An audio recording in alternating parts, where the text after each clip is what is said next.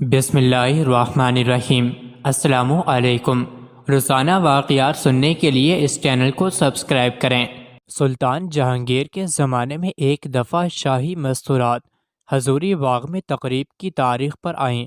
حضوری باغ قلعے کے سامنے تھا اور ہر سال ایک مقررہ تاریخ پر اس باغ میں رات کے وقت مستورات شاہی محلات سے آتیں اور سیر و تفریح کی صورت میں چند گھنٹوں بعد چلی جاتی تھیں۔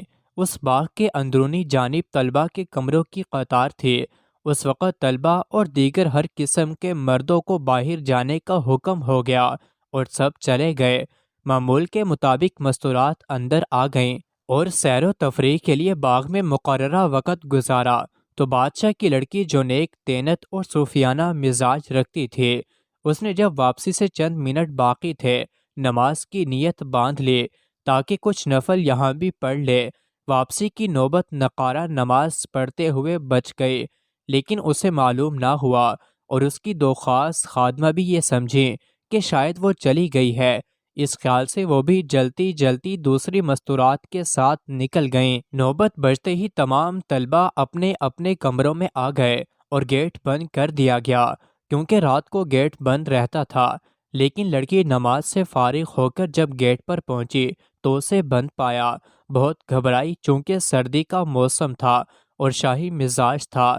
حیرانگی کے عالم میں ٹھٹھرتی ہوئی محفوظ جگہ کی تلاش میں پھرنے لگی۔ گیٹ کے قریب ایک کمرے میں ایک نوجوان طالب علم مٹی کے دیے کی لو میں مطالعہ کر رہا تھا۔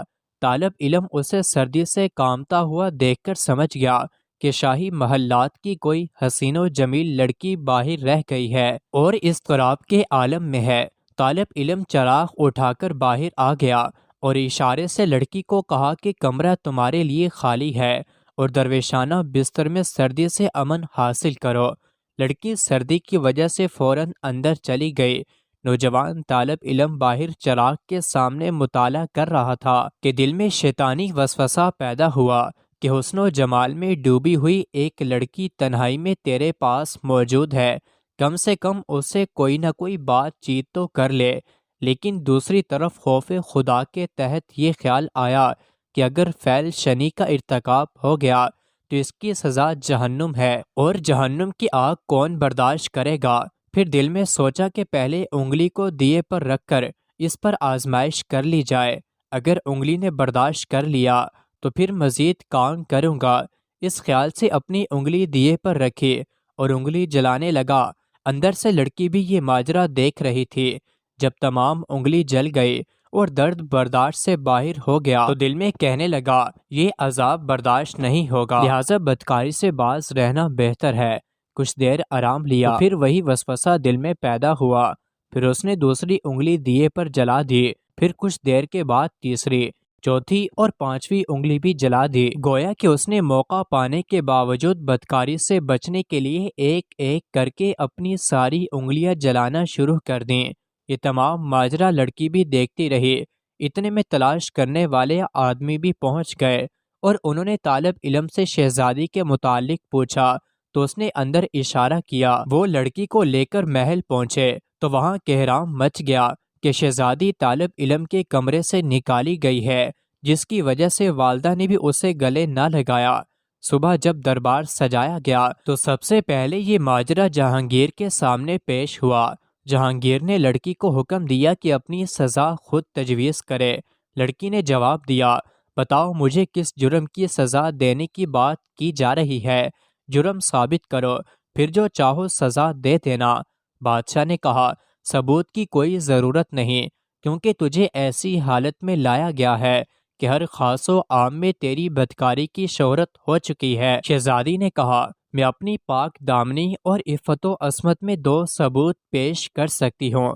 اول یہ کہ میری دونوں خادماؤں سے پوچھئے کیا وہ مجھے نماز کی حالت میں چھوڑ گئی تھیں یا میں خود آنکھ بچا کر کہیں بھاگ گئی تھی۔ اگر انہوں نے مجھے اس حالت میں چھوڑا تو پھر میرا کیا قصور ہے؟